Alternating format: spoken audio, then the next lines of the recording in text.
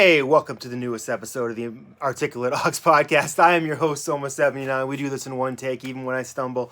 It's all good. My guest today is artist Steven Sharky Beccia. Steven, I've known Steven for a few years. I recently purchased some of his art, and I absolutely love it. We talk about Picasso today. We talk about Picasso's influence on Steven, all of our shared influences, all that inspiration, all that good stuff. He's a really talented guy. He's got a lot of cool stuff to say. He recently had a show. He's got some great new pieces out that you definitely should check out if you're musically inclined. They're very, very, very, very cool. So check out his page, check out his art, check out the conversation, and subscribe, and I will see you next time. Peace.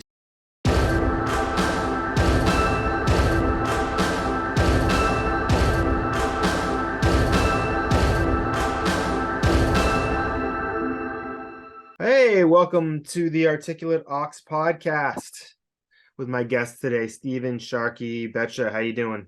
I'm doing great. And yourself? I'm doing fantastic. Thank you so much for joining me. So you are a painter. I actually just I just saw you recently. I picked up one of your paintings from my house. Thank you very much. I'm very I love having that here. Yeah. Thanks for grabbing a painting from me. That's awesome. No problem. And the topic you want to talk about was Picasso, which for people who've seen your art, they can see a little bit of influence there. Though your stuff has a very unique feel to it. I really love the stuff you've been working on lately with musical, you bring in like musical elements to it. We can talk a little bit about that. But yeah, I don't know, how'd you get started painting, and what are your earliest memories of Picasso? All right. So my earliest memory, so I started early on, like just drawing and doodling, like who doesn't, right? Always loved it, always wanted to paint. I tried it a few times in my life and I sucked really bad. And I'm like, and I'm always comparing, like looking at comic books, because I think comic book illustrators are the real artists. Right. Totally they are something else. It's like, like Nuno is as a guitar player. Yep. From Extreme. Yeah, he's just like, yeah, on a different stratosphere, and that's how I feel about comic book artists. So I was early into comic books and loved the art and always loved, looking through stuff. And I tried my hand at drawing and I sucked. I was bad. So my earliest artistic influence is a comic book artist as well, Sergio Aragonés, who I always never know if I get his name right, but he was the guy who grew The Wanderer. He did a lot of Mad Magazine sketches. Yep. Do you recall what artists that really, really inspired you back then? I'm gonna go with Dr. Seuss.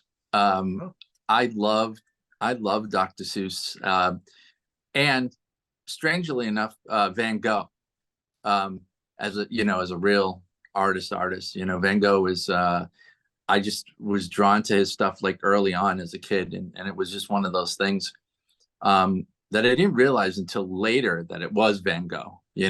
But there was like paintings and copies of paintings that we had one, and it was just a print, and I used to stare at it all the time, and yeah, those are some of my early ones. Picasso didn't come along until later in life when I really started to dig into painting, and there's a slew of artists that what happens is just like anything else. You go to the school of hard knocks, or whatever you want to call it, and you start digging in on YouTube and wherever you can find it, the information on painting. So I didn't have any formal education as far as art goes. I mean, that's probably the hardest thing, right? I think, it's kind of like teaching yourself to paint and to draw is like when somebody, pushes you into the deep end of a pool and you don't know how to swim. It's like, there you go, learn how to swim. So there's a lot of figuring it out. you know. When I was younger, I sort of felt like, and maybe this is more of a, speaks to the small town area I grew up in, but unless you were already a good artist, you weren't really going to get any art education, any real art education. But it was like, there's no way you can really become that good of an artist without having some of that education, or at least having the tools to find it yourself. Like now we can with things like YouTube. I mean, you mentioned how your first few paintings just didn't go that well. I think a lot of it, I have the same experience. I think a lot of it was that you don't really understand how to actually physically use the tools, like, how much paint to use, like what you can cover up and what you can't, and the order of 100%. 100%. Yeah, spot on. That is the thing. That's like one of the biggest things. It's like what to use, what not to use, what works for you. Like brushes. Like it wasn't until not recently, but kind of recently where I really, playing around with more different kind of brushes, and I'm like, oh, where have you been my entire life? It's like this is so much easier. And it's just like, you can struggle on a painting if you're not using the right tools. You can have it all up here. You may draw a perfect sketch of something and say it's going to look great. And then you start using brushes that you're not experienced with, or you don't know, or they're cheap or crappy or whatever. And then everything turns to crap. Yeah. I had one artist tell me that one of the most embarrassing moments for them in artist education was after years of doing art, some person who I guess was ahead of her in the art world was like, when you want a white background, you're supposed to paint the canvas white. You don't just use the white of the canvas. And she was Right. like, oh, I guess you're right. And then once you do that, you realize it does make a difference, even though it's whatever you want. But I mean, no one's gonna Yeah, tell Basquiat at that. But exactly. yeah. Yeah. I mean, all Yeah. these rules are made to be broken anyway. It's funny that you mentioned that. So right here, I'll just show you. So this is a new one that I was working on here. Oh, that's cool. And so I drew it out, and then I did the back, black, and then I was like, I was looking at it, and I'm like, I can't just keep the canvas there, even though it's white. You know what I mean? I'm like, I got to paint it. So, and talk about frustrating, because if you draw it with pencil or charcoal or whatever, you've got to go through several stages of, trying to get out that dirty white. Yeah. For some Uh, reason, you can't. It's really hard to cover up pencil with light colors of paint sometimes, and it's like it traps the pencil under there, and you can't get it out. It drives me. yeah. Now sometimes it's a good thing. Like Picasso used that to his advantage for shading and whatnot. Um, you know, sometimes. Other times there's so many layers of paint in his paintings that who knows where the original sketch is. Yeah, and that was one thing into sort of the research I did on Picasso prior to this conversation. They would talk about how he didn't always have the clear vision going in, and he would work it out on the canvas. Right, right. Which I think a lot less. And now that we have all these tools that we do that we can do to plan things out ahead of time, I think that's something that's people do a lot less of these days. Yeah, yeah. Yeah, I mean, I do I usually kind of attack the canvas, like, just, or whatever. I don't generally use a pencil. Like if I'm going in to do a drawing, I'll use just a marker. I'll go right for it, and I'll try to fix it along the way. Yeah. You know, I'm like, well, th this part of the arm's going to have some shading, or whatever, and just shade it in or whatever it might be. Um, so, but I like to go right into stuff. I mean, I think if you look at a couple of my videos, my reels, you can see that I'm just going at it, and just kind of things are just kind of taking form and shape as I go. Yeah. Um, I think that's a lot of my art is, if I have a concept, that's cool.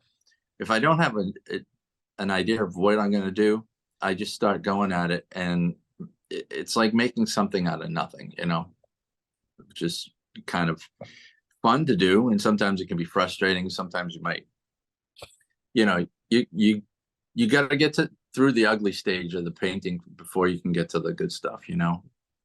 Do you find that when you try to tap into that sort of ethereal place to make something out of nothing, do you find that you end up in this similar direction all the time, or do you find that often leads to multiple different, like, do you know what you're getting into when you do that, or are you just surprised what comes out? Surprised sometimes what comes out. There's one painting out of the Mode series, that I think it's Lydian, that I was kind of surprised how it came out. I did it in one sitting, and I was so just kind of spaced out, you know, like kind of just was this close to the canvas, you know, my eyes were almost blurred, you know, and I'm just kind of just doing it, throwing paint at the canvas and using the streaks coming down the canvas as to my advantage. And when I got done and stepped back, I'm like, wow. And that just happened in one sitting, you know, that doesn't happen all the time. Right. Yeah. It's you rare. know? Yeah. But, you know, it's nice to have that experience once in a while, you know, Yeah. let somebody else take over. Are you someone who believes that a painting can be ruined by that one extra stroke? I've definitely had a few where I'm just like, I don't know, I have this when I started making the transition to digital art, when I was doing my, you know, I guess analog art's the only other way to put it. I definitely do something sometimes in my head, go Control Z, Control Z, Control Z, and like, Yeah. unfortunately, it never works. Oh, But I love the fact, you know, that doing the digital art, you can do, you know, yeah, Control Z, which is great. And you can't do that, you know, but sometimes it's like, oh, so there was one painting I did, one of my biggest paintings that I did, and I had this vase in the painting, and I'm like, oh, I'm gonna do this really funky flower, just very bizarre, kind of Picasso-ish. Um, I painted it, and I'm like, and of course I was doing oil paint, you know. So I was so pissed at myself. I'm like, you know, I should have just kept it. It looked great the way it was. So I had to go back and paint over, you know, like yeah, took some turp, rubbed it out, kind of painted it, and waited for it to dry and paint it again. So, but as far as, yeah, like adding that one extra stroke or something else, um, I'd rather just leave it when I feel like when I sign my name on the bottom left or right, it's done. If I come back and see something, I'm like, all right, whatever. That's just like a little touch up or fix up or whatever. But you you really got to find that you know when to stop and you know when's too much. I mean, I've gone far overboard early on. I'm sure you have too, right? yeah, definitely. You know, doing like uh, when I was doing some abstracts early on, and you know, I'm always snapping pictures of the progress, right? So um, I went back and looked at one painting, and I was like, oh, it looks so good. It was so good, you know. I can't get that back. That's many Right. layers underneath all that stuff that I just painted, and yeah, that can be frustrating, but that's just part of the learning experience, right? Do you So think you're fairly objective about your own art? One thing that I found, you know, particularly with my music and sometimes with my paintings as well, is that the pieces that I'm happiest with are the ones that other people sort of can either, you know, leave or take, and then the ones that I don't have less of attachment with, the ones that people respond to better. And sometimes I'm just like that. I don't know how that leaves me in terms of what I decide to share with people. I just throw it all out there and see what sticks, I guess. But right, I'm the same way. Yeah, isn't it funny when you like take a piece of art and you throw it over in the corner and you're like, whatever. And then somebody walks in your studio and they're like, oh, I love this piece. I'm like, you know, it's like one of my least favorites. And I don't right. want to say I freaking hate that thing, but Yeah. I mean, you'll pay me to take it. yeah, You'll yeah, pay me to get rid of it. There's definitely some of those, right? Yeah, I've sold a few of them where I just I yeah it's a weird feeling with the universe because I don't know, and I guess I'm one of those people who maybe looks for what I can learn from these different interactions around my art, but I'm like, I never know what to take from that. Yeah, yeah. You know, I agree. You never know what people are gonna like, and that's what, like, lately, what, it's like I'm doing just painting for myself and doing my stuff, and if people like it, they like it, and if they don't, whatever. yeah, It's that's probably one of the hardest things as being an artist is, um people are always like, geez, I wonder if they'll like this, I wonder if they'll like that, right, so I think I'll paint flowers. Everybody loves flowers. yeah, Let's paint landscapes because that's the number one thing that people buy, you know. yeah. um So the most hotels are buying for their lobbies and their exactly. junior suites. Yeah, yeah. I mean, it's, you'd be lucky. I mean, you'll see a Monet, definitely see Monet and some Van Gogh and stuff, but you're not going to see Picasso, not going to see, you may see some, de Kooning, Willem de Kooning, his abstract stuff is really cool. But you're not going to see Basquiat, you know, it's an acquired taste, Right, you know. Um, right. but there are people out there that I'm finding that that's the thing. You got to find the people that like what you're doing. And even to people like Basquiat and Picasso in their times, there were still plenty of people that were kind of crapping on them. Like they sort Oh of yeah, talk about how Picasso in some ways was a movie star. So he was sort of a star beyond just being a painting dude, being a painter dude was his personality and his lifestyle and things like that. And then you mentioned someone like Basquiat and people like Warhol, they were certainly like that too. So these mega painters that we know from, the 1900s and beyond, a lot of them were not, it was not only based on their talent but also their personality, but then the talent was always really like there was always someone that was kind of stepping in to say that, but the yeah. talent is really there when you look at Picasso and Basquiat and all of those people. Oh, Just, absolutely. I mean that, the I cult of think Basquiat. personality just became an added dimension once people once that's something you could transmit over television and radio and magazines. Right, right. Yeah, I think Basquiat said or wrote something or said something once that he goes, I can actually draw, Yeah, you know. Um, but we know Picasso can really, really paint and draw because I look at his early stuff, like when he was a kid, you know, some of those amazing paintings, the detail, and yeah, it's just, and he went from painting like that to trying to paint like a kid, you know, right, like, and I think that's probably why people crap on some of his stuff. And like you watch some of the videos when he's older, right? And which is I love watching him and working. There's one where he's doing like a cow, no, a bull, mm-hmm. and it's like on glass, and he's just kind of doing his thing. Now he's just, because he's Picasso, he does a little something, and it's not, I mean, it's fine, it's great, it's cool, right?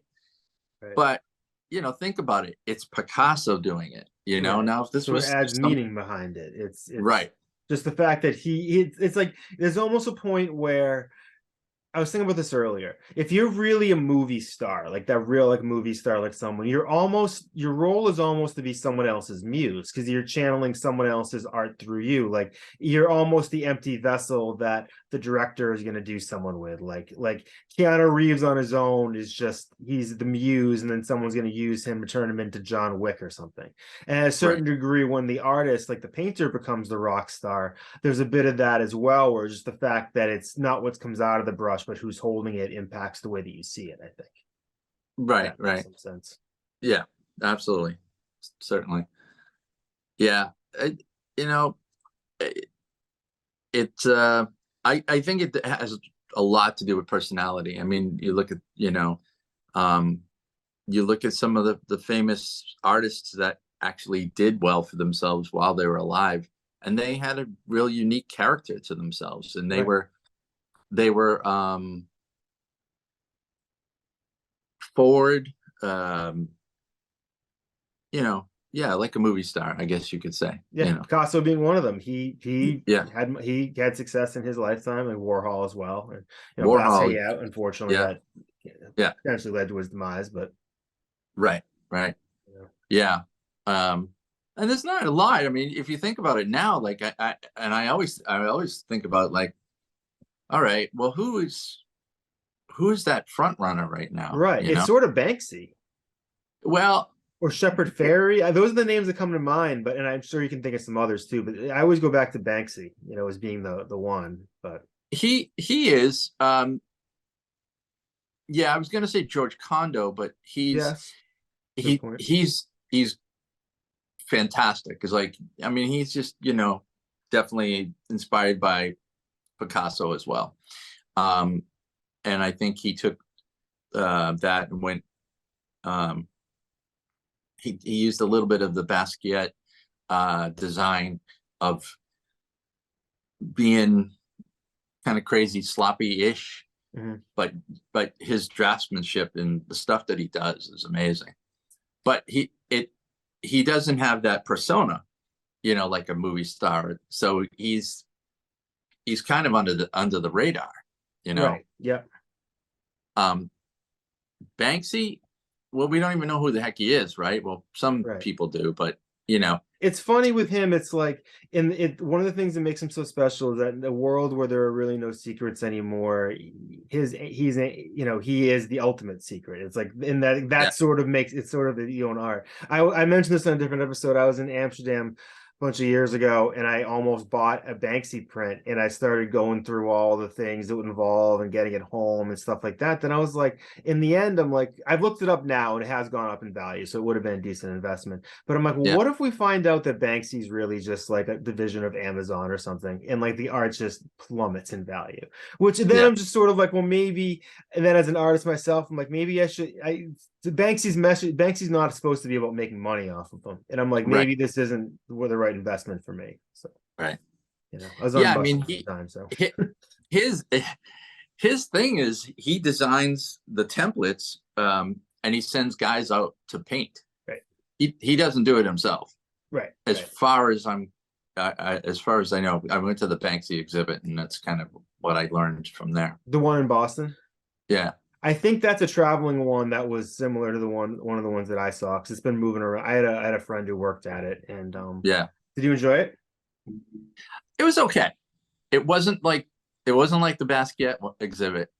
Um, People told me it was a little disappointing, which I was yeah, unfortunate. But, I I would go with disappointing because there's not a lot of original art there, right, right? It's prints of stuff that he's done. There was a couple. It like you want to connect yourself to that real thing, right, you know. And when you're looking at a print, you're like, okay, well, this is like just I can see this right, online, you right. know, um, as opposed to um, well, I went up to a museum in Manchester, New Hampshire, um, and I went into. I had no idea there was some Van Gogh and there was a Picasso, and it was a huge Picasso piece. I stood there in front of that painting for a good 30 minutes, just looking at all the detail and just looking at the thick layers of paint and you know, how he did everything, and just it's just kind of amazing, you Right. know, because you're like, he touched this canvas with a brush. His DNA is probably still on there somewhere. Absolutely. So that is something where you're just, you're connecting with the artist even more than anything else. The It the Basquiat exhibit was, holy crap, that was something. It also Um, too brings up something that I think is important is that for almost every media there is a best way to absorb that media. And I know now we live in a society where everything can be viewed on a phone, which I don't think is terrible. There's some stuff where the phone is the best media to absorb it in. But like there right, is something about seeing for me hip hop live, or there's something about seeing a painting in real life because it becomes a lot more personal experience. right, And I think that's where people is trying for I think to get back to what I said before about not understanding why people respond to certain artwork I have, they're having some sort of an emotional experience that even though that I helped bring it there, I don't fully understand, you know. Right. And Yeah. it's really, that only kind of happens when you sell art in real life. Because I've sold art online and I've sold art in real life. And you have interactions with the purchasers in both of them, but you always feel the more emotional connection when you're selling it in real life. And Yeah. I think I've even had the same experience with the art that I bought. Even the painting I bought off you was one that I had seen several times before in real life. Yeah. And I just it brought me back somewhere, and it enriched a feeling in me. I don't know that I would have bought it necessarily if there was a picture online. I mean, I might have bought something else, but there's something about, you know. Yeah. No, I agree. I agree. And that's what it is, for me, it's, hey, money is great, right? But for me, it's about the connection, you know. Um, it's making a connection. It's like, hey, this, spoke to you, this painting that you got. And I thought it was kind of cool, it's like it it was definitely a moment where I just was up and just, late at night and insomnia or whatever, couldn't sleep, and I did this crazy painting. I put it up there. You're like, hey, you know, I like that one, and I'm like, cool, So it's great when you have the connection and it's in real life. Yeah.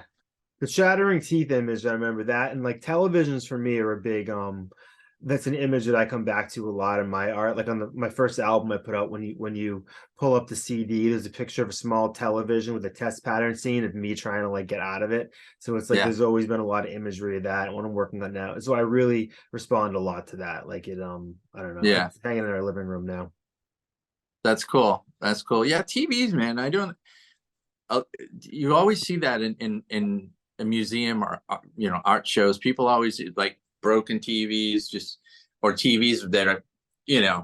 static going on, or Well, just whatever think it of is. how much of an influence television, I mean, this is the generation before us, but how much television changed everything. Like, Oh yeah, in the way that the iPhone or whatever did for us. Like, I yeah, mean, the idea of seeing moving pictures changed the way people thought about war and right. art and love and all of that stuff. Like, I No, mean, absolutely. Yeah, the way that Ricky and Lucy laid in bed influenced the way Americans, or people around the world, perceived the right way for married couple to sleep. It's like, what a bizarre thing to think about now. right, right. Now I'm watching someone dance to TikTok on some song that I don't never heard of that has 9 billion views. I don't know where the connection is there. It's not meant to be as cynical as it sounds, but I try No, to be open-minded. no, it's funny. It's funny. Yeah, I don't do TikTok too much. Me neither. I tried it for a while. Um, I stick it, to one. I stick to Instagram. That seems to be the app that serves all of my artistic needs the best. And if I just put my attention on one thing, it's probably the best for me. yeah, I've been using Facebook, more lately, and as well as Instagram. Um, but the reels are kind of the same. Yeah, I don't know about you, but if you get on those reels yeah, on Facebook, I'm like I'm like, what happened at the time? You know? yeah. And there's a couple comedians on there. Uh, what was his name? Matt Rife. He's hilarious. I He don't kind of know. interacts with the audience, like so he'll, you know, and he's fast. He's fast on, like somebody could say something, and his response to them is always hilarious. And some of the stuff is like, wow, he just said that. Yeah, Um, yeah. Well, it's but funny. I was talking to my friend about this. There was a back around the time YouTube came out, I was trying to be like a freestyle rapper, like a battle rapper, and my friend was trying to be sort of get sponsored as a skier. And we were doing our thing, we were making our progress, we were keeping up with our peers. And then when YouTube came out, and the real like proliferation of DVD, where you could, or it wasn't just like one ski video came out a year, or one battle video came out a year. It was like this stuff was really out there. The learning curve, like people just got so much better, so much faster. And it was Yeah. like now you couldn't keep up because like people weren't learning off their buddy down the street. They were learning off the best in the world and then taking what they're taking and flipping it and stuff like that. And we were both just like, okay, I guess we're tapping out of this and find our, Yes. fortunes elsewhere. Did you have a similar experience where you saw things change quickly, or you took advantage of an opportunity to sort of learn something quickly that you always wanted to, or something like that? So for me, it was like I just remember going to the Dewey Decimal System. When I was a kid, I kind of thought I'd be doing that my entire life. It's like that was like all we learned about was the Dewey Decimal System, and Yeah. yeah, I don't know. All right. Yeah. Well, I think so. I mean, I'm also a musician.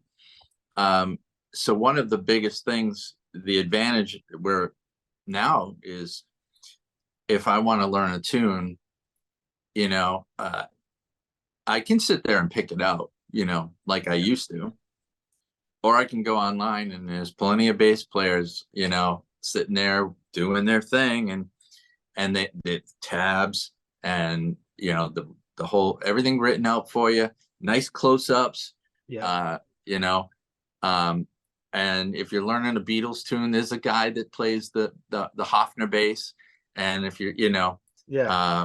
if you're learning a Rush tune, there's a guy plays it Rickenbacker or the Geddy Lee jazz bass. So I usually take that and run with it because it's there, it's available. But man, that would have been great when I was younger. Yeah. Yeah. That, I remember when I was younger trying to watch Green Day on Saturday Night Live and see what the bassist was playing so I could try to copy it.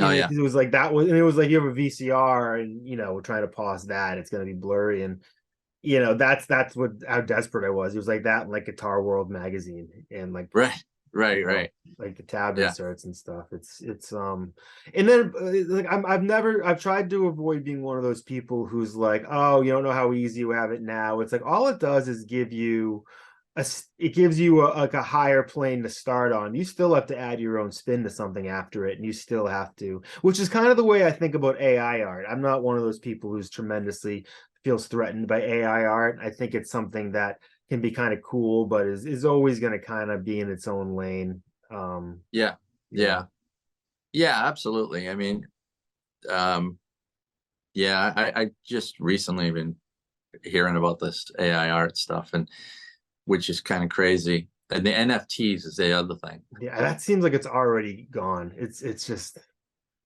I well, I don't know. I don't like I do you know I get daily on Instagram people wanting to buy my art as NFTs, and I don't do NFTs.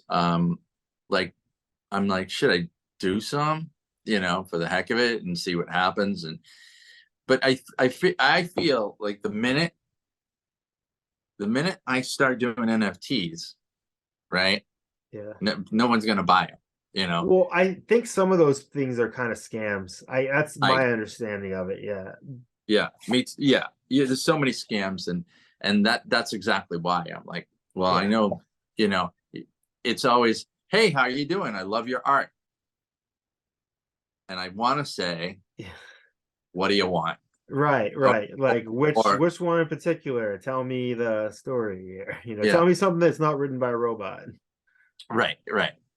Yeah, so it's hard. It's hard. I mean, you gotta sift through all the BS on these sites and stuff, but um, it's Trying to it's sell something that's both digital and exclusive is sort of what I think people are they're trying to crack that nut somehow because they think that's like the ultimate source of like sustainable power when it comes to making money on the internet because but people can't get their minds around what the value is there because nothing online feels like it has any value.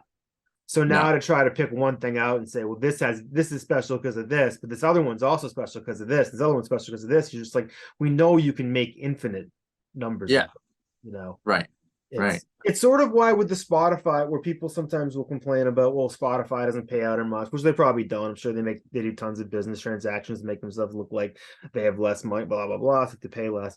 But there's also the degree that it's so easy to make a song now. It's like if it was as easy to make gold as it is to make a song, gold would be worth less. Right. And so now it's like, yeah, there's so much music out there. It's like everybody, you had to know somebody whose uncle worked in like, a recording studio to be able to do Yeah. something like the 50s. And even then it was going to be someone else's song probably. Yeah. Yeah. I mean, so, I mean, I wrote a couple books. I self-published, and I um, tried to get a major deal. And now it's like everybody writes a book and publishes it on their own. And everybody writes music and puts it out there, publishes it. Um, so it's hard. It's like, and I'm like, how does anybody make money anymore on music, or how does anybody make money on doing this, which is an art, right? I mean, Yeah. music is an art. Writing is an art, and it's just it's hard. It's a hard road to go down, and it's really it's somewhat about luck, but um, it's also about being persistent, I think, too. Yeah. Um, and I had to kind of pull back from a few things, like for a while I wasn't doing much music. I was just really concentrating on my art only. Now I'm currently like playing in 3 bands. uh so but I got a good balance going, and that's something that can be difficult to do. Yeah, one thing I've been using this website for a few years where it's part of this community called like Art Storefronts. And I'm not like, they sort of help you make your websites look more professional. I'm not like super pumped with it, but I also don't try to sell a lot of art anymore, so it's not really that big of a deal. But there's definitely, when you look at the people who are like in the Facebook groups that are trying to really push this ahead, you really can either sell art or make art to some degree. It's because selling art is really a full-time job.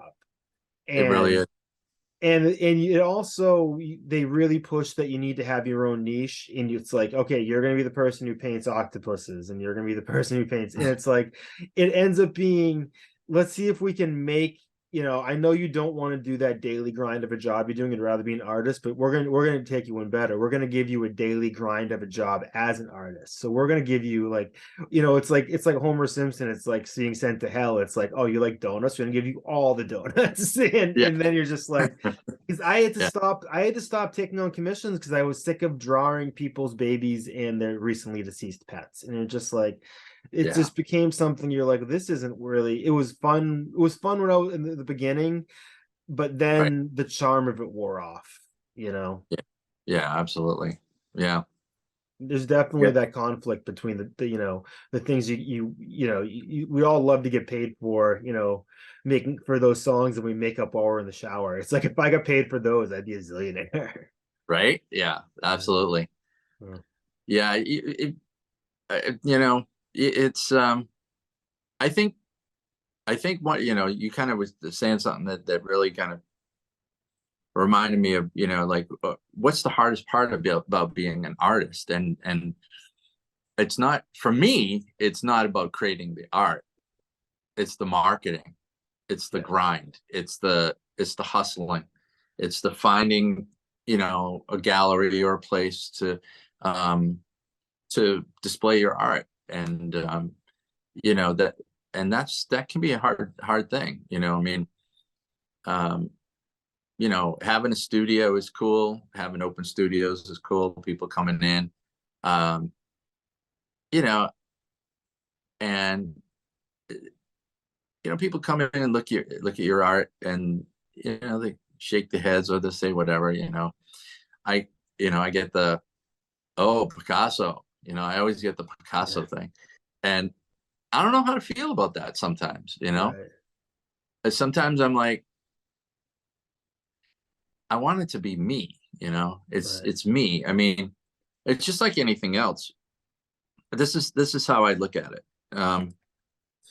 So as a bass player, early on for me was John Entwistle, John Paul Jones, Geddy Lee, Chris Squire, um, Stanley Clark, and Jocko. Now, let's take all these guys and throw them in a blender, mix them up, and that's me. I applied certain things from these baseball. I just took all this influence and I made it who I am. So that's who I am as a bass player. Well, it's the same thing as being an artist.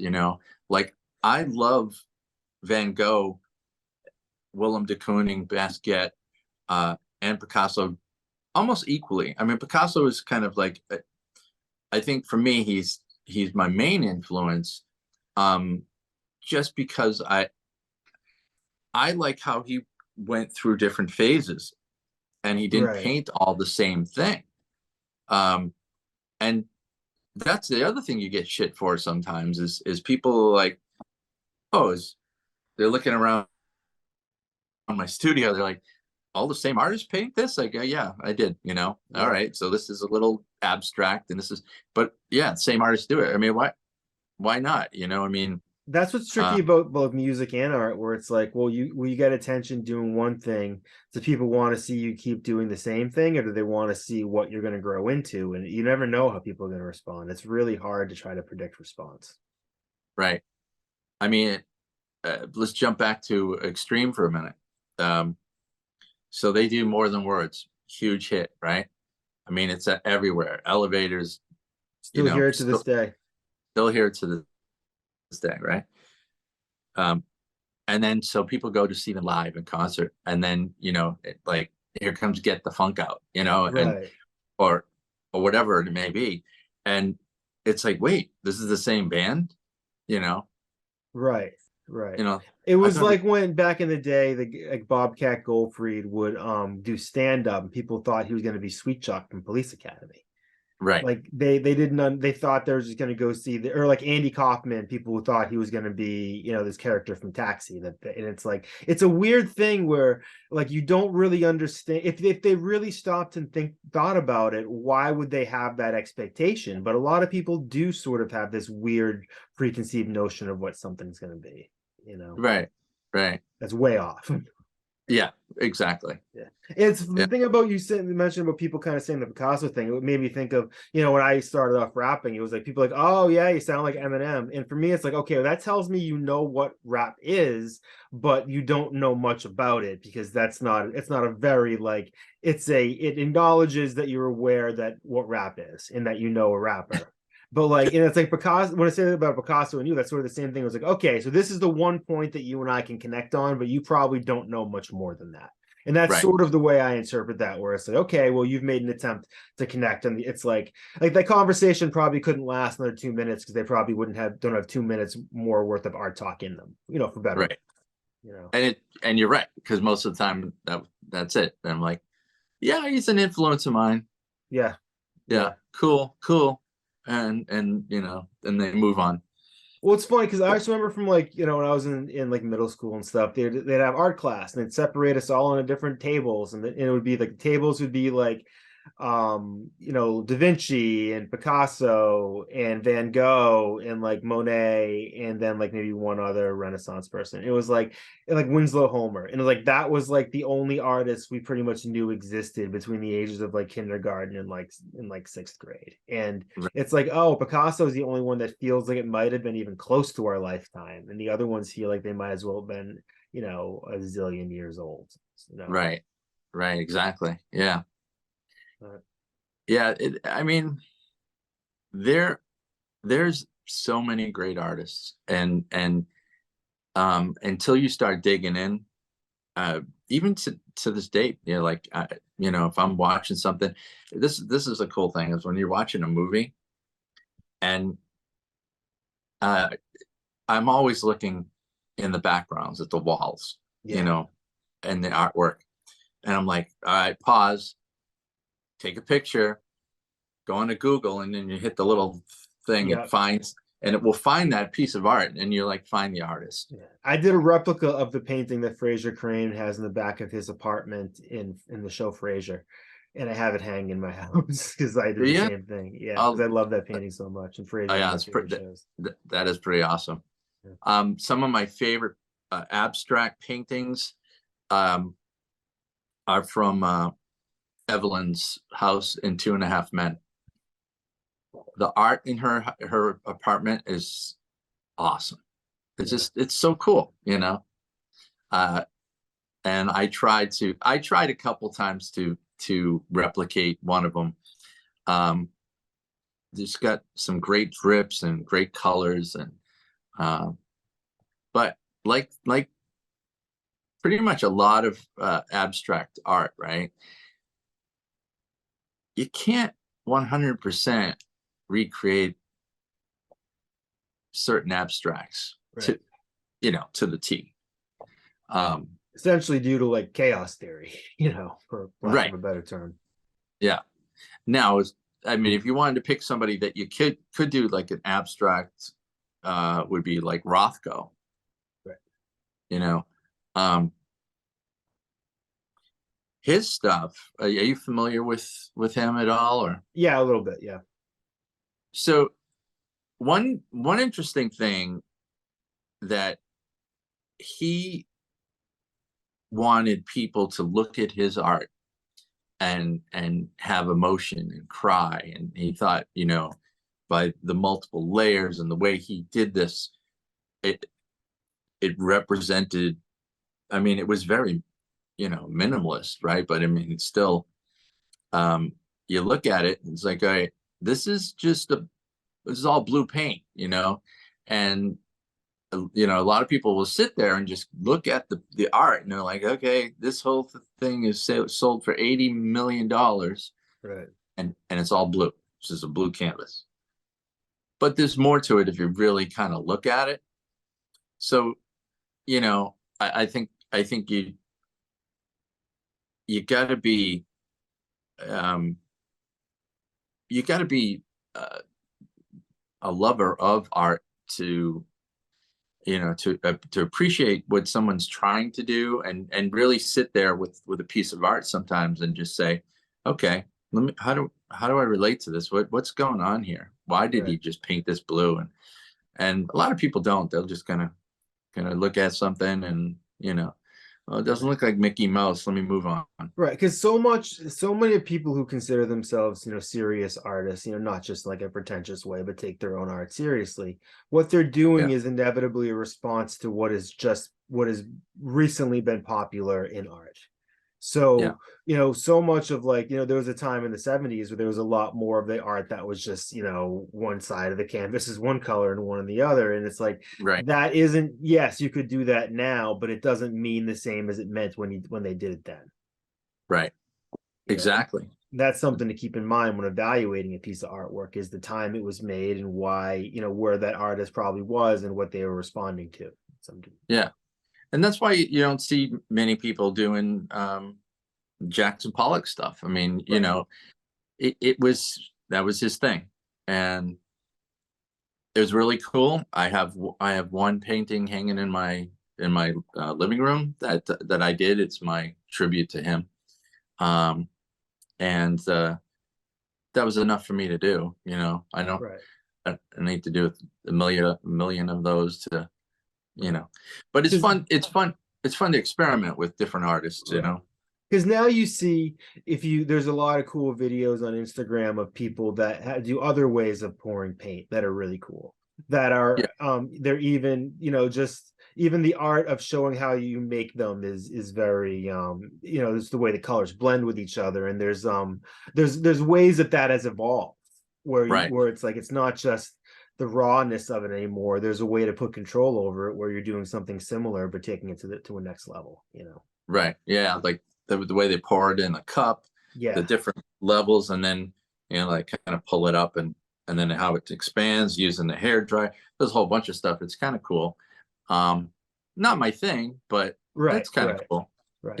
Sometimes just watching, I'm one of those people who will watch those oddly satisfying videos that just are sort of ASMR, where it's like, oh, this person's playing with, a Play-Doh spaghetti machine, or they're like, pouring stuff in that sounds good, or things like that. Like, that's one of those things from you're watching them, is I'm like, oh, okay, now I'm centered a little bit.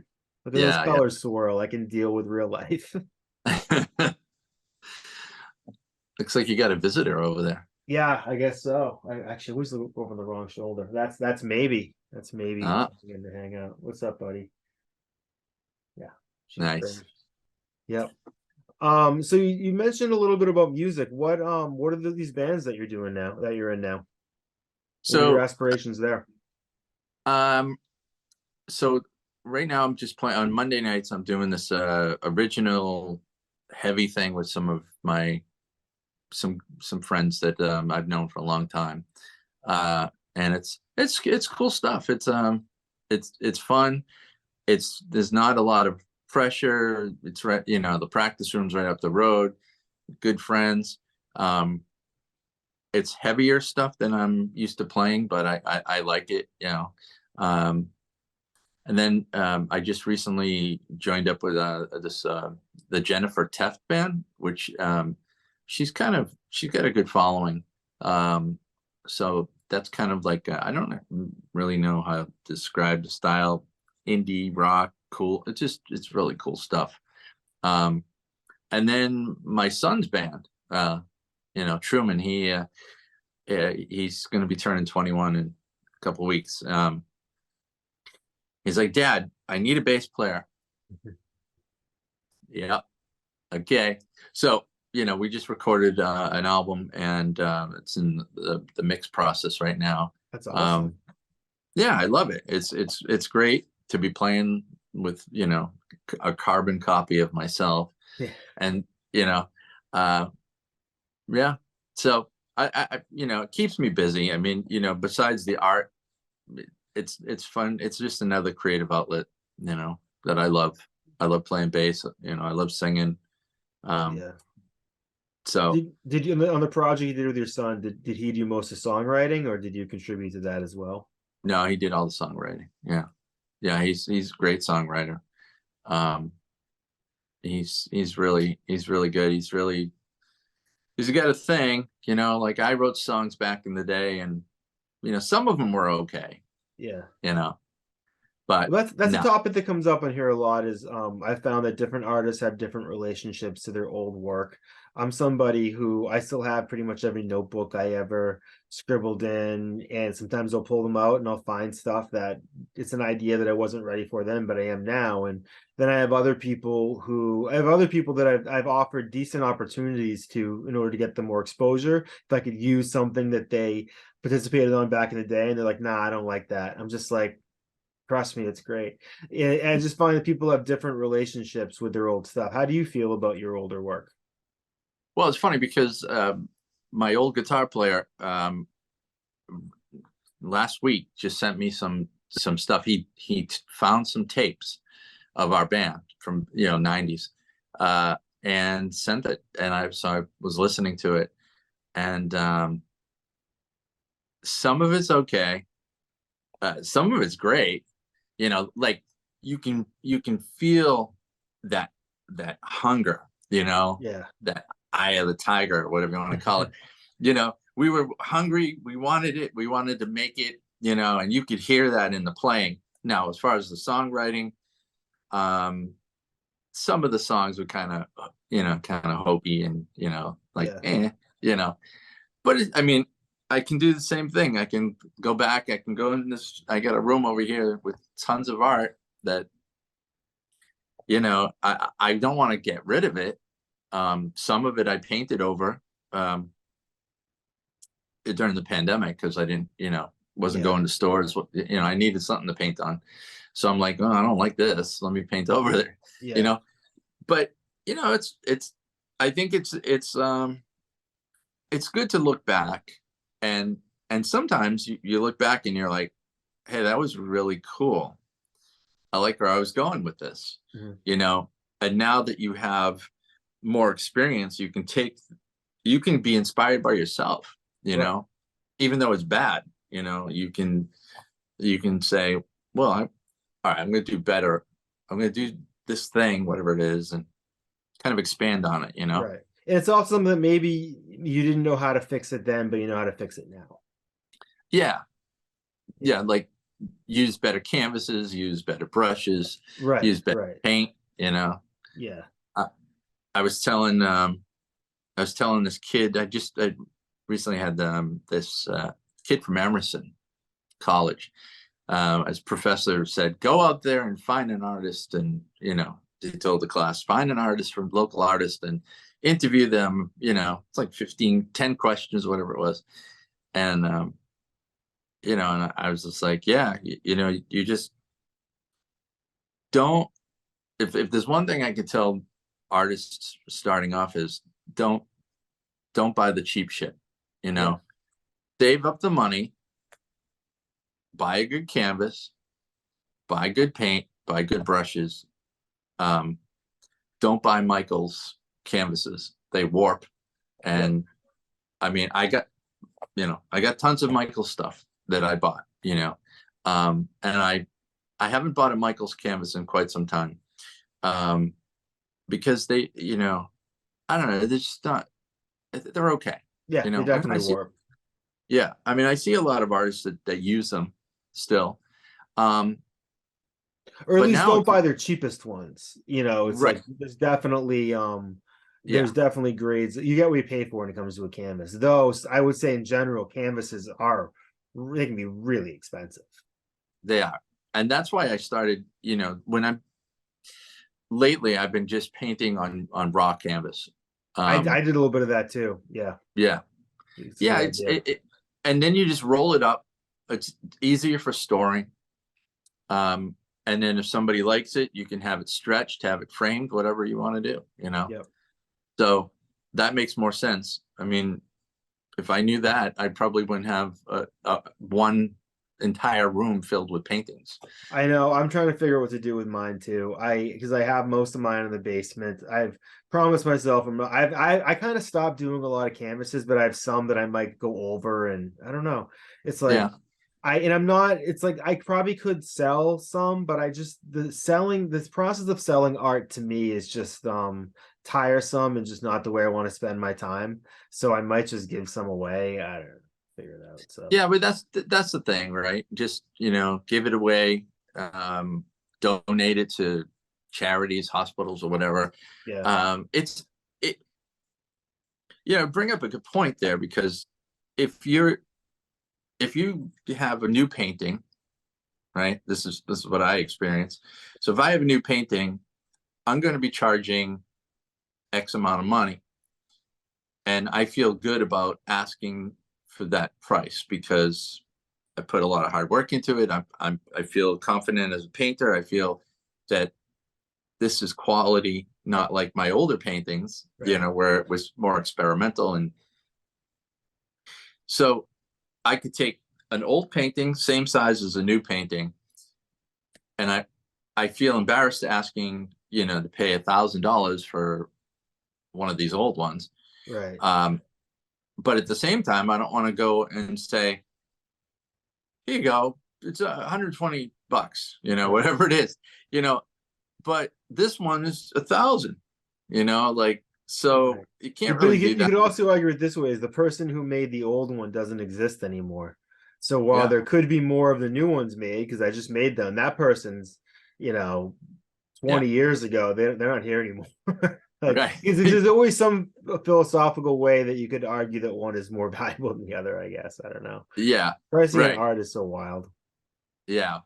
But you're right. It's like, what am I going to do? You can, you can try to sell it, but it's a lot of work. It is. Yeah, it is a lot of work, and it's especially if you're someone who takes it personally when people don't respond. Is like, I think there's a lot of people who never buy art at all, and it's like Right. there's a lot of people who never think to. It's either not in their budget, or there's that, I think we enter less people's. I think when we were younger, we saw inside people's houses more often than we probably do now at this stage in our life and the stage of the way the world is. And I think you'd probably notice that a lot of people have a lot of empty walls and they never even think about buying art. And Yeah. It's weird. You're right. Clearly, you and I are not those types of people, but it's you can't take it personally when people don't buy your art, I find. Right. At least, Yeah. You can't take it personally either when they hang your piece of art in their bathroom. I've hung my own art in my bathroom. I can't, Me too. complain. Me too. Me too.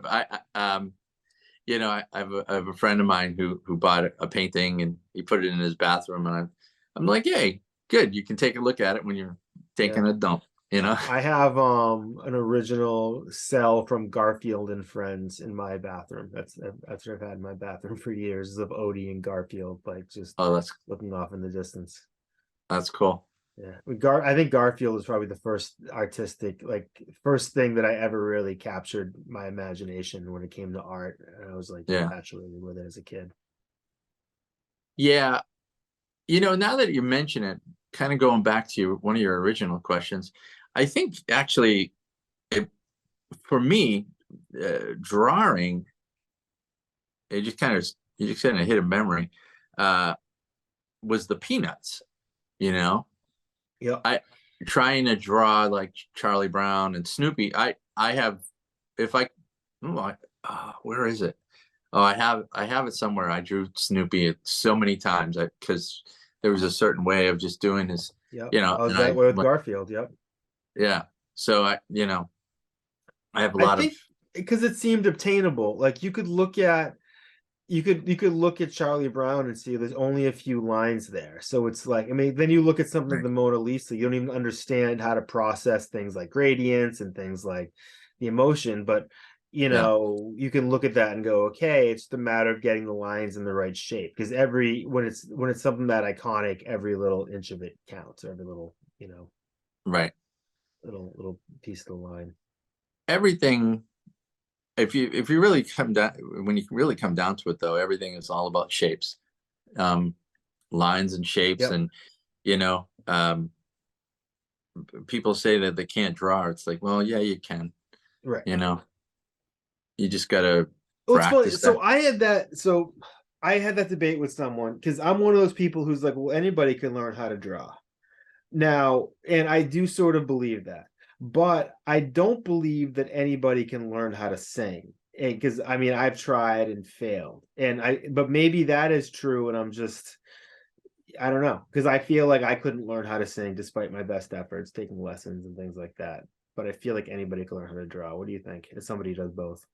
Well, I know that. So there was a guy that I sang with. He passed uh, about a year ago, and he started off and he was rough. He cracked a lot. He was a friend, and hey, we need a lead singer, Right. and he's in the Led Zeppelin. I'm like, yeah, all Come do right, your best. yeah. Come learn on So the job. he 20 years later, I run into him playing in a band in a club, and he's singing like amazing. His voice was amazing. Um, I think it's finding where you can sing, Right. not And trying to exploiting sing, it. not trying to sing a range where you're not good at, you know. Right. Um, but yeah, you're right to some degree. There are some people that are tone deaf that can't sing. That I don't know what it is. I just don't know. So there are some people I'm going to say that you probably can't teach to sing, Yeah. but That was funny because the one artist who I could always sing a little like was Evan Dando from the Lemonheads. So that was pretty much, I probably should have just stuck to that and tried to see, where I could make it. But it's singing is a hard thing to do. And drawing is hard too. The biggest mistake that I think most artists make is they draw lines they can't erase. I think most people get discouraged when they're drawing as a kid because they'll press something really hard, and almost every time, no matter what I'm working on, the first line I draw or put in there ends up being erased. yeah, And I think that's where a lot of people get discouraged if they don't make erasable lines, and they're looking at the half erased first mistake they made through the entire thing, and they can't emotionally deal with that. right. You know? Yeah, it's funny because I mean, I having a lot of kids, and being around kids, and I I get to see the transition, um, when the innocence is gone in a child, because early on a kid's going to take whatever tool it is, marker, crayon, whatever, and scribble, and gonna draw something and he's gonna hang that up on the fridge and be proud of it. And then you get to a certain age, then comes the age of erasing and crumpling up the paper. The age of self-consciousness, sort of. When you see that, when they start doing that, it's like, oh, they've lost it. They've lost it. And that's the hardest thing to get back is getting that confidence and not worrying about it. Because everything, there's happy accidents and whatnot. But Bob Ross is another, I'm a big fan of Bob Ross.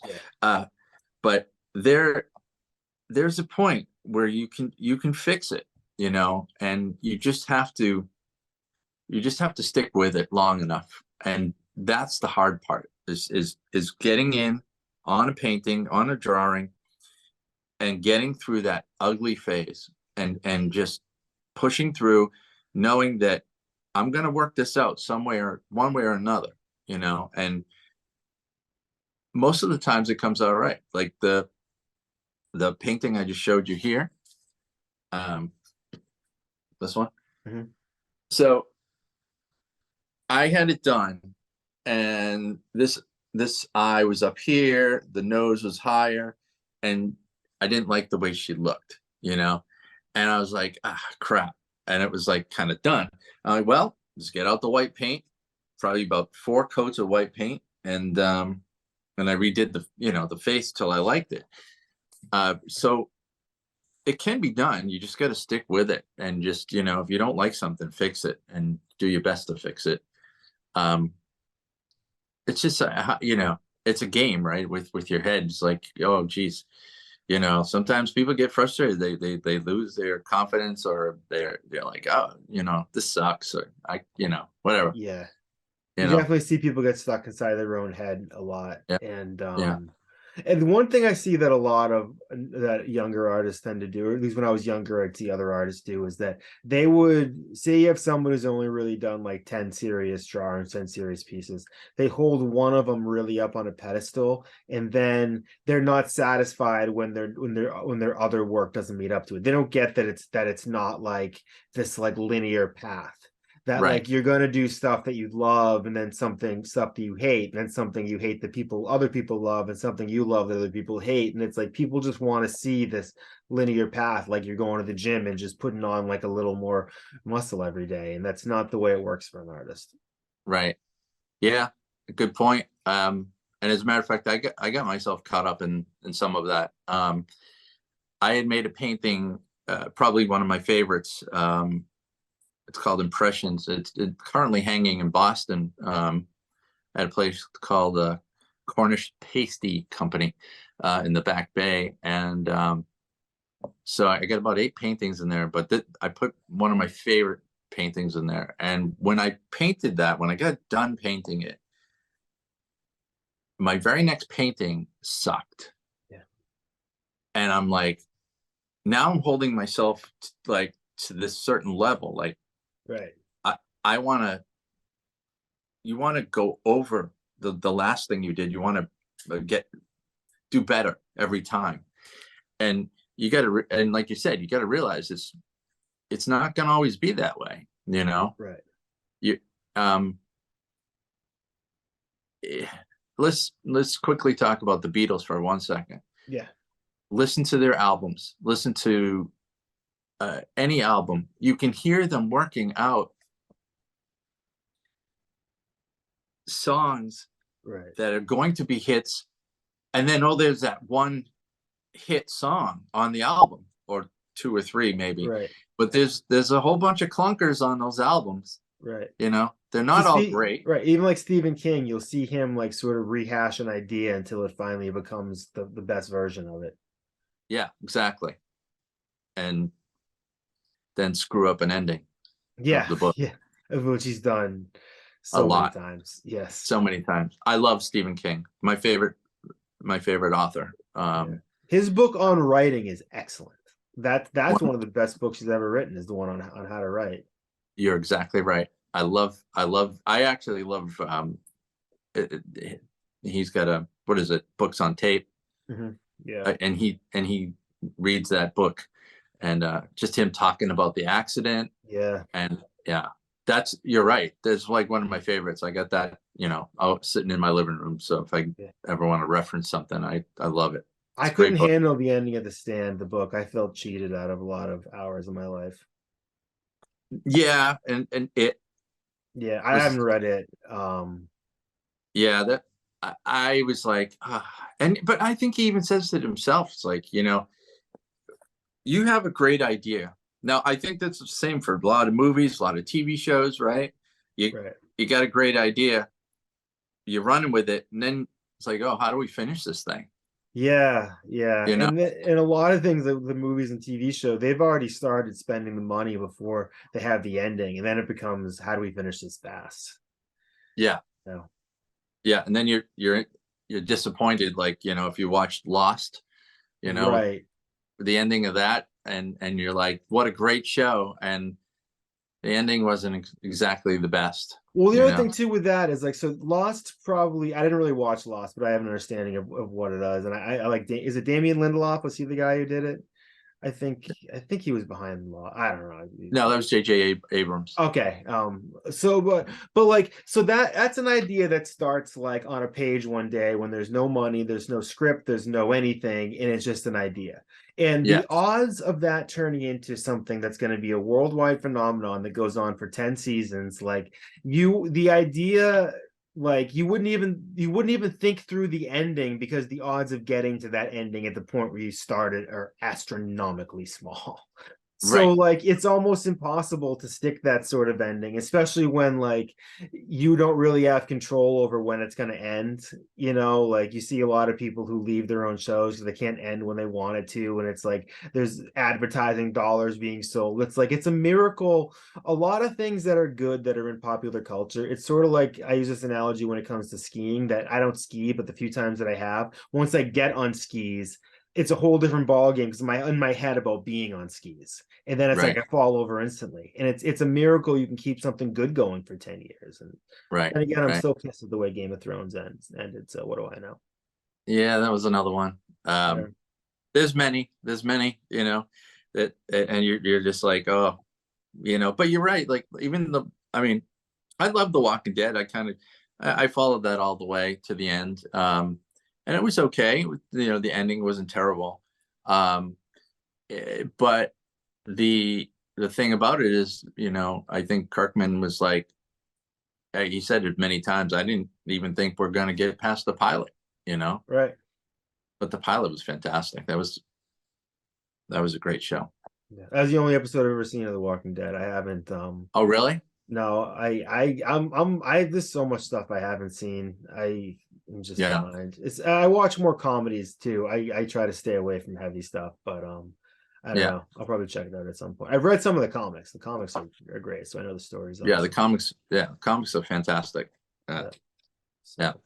So anything else you want to touch on while we're here? Not this episode, I don't think. I don't know. Right, sounds good. Maybe I'll be back at some point, talk some more stuff. Yeah, absolutely. This has been fun. Yeah, where can people find you? People can find me on Instagram. They can find me on Facebook. They can go to my website, sjbeccia.com. And that's probably the best place to find me. All right, we'll link all that stuff under you on the video version of this too, and we'll have it in the notes of the show on the audio version. So, all right, awesome. Excellent, man. Thank you so much for joining us. It's been a pleasure talking to you. And you too. Yeah. All right. Have a good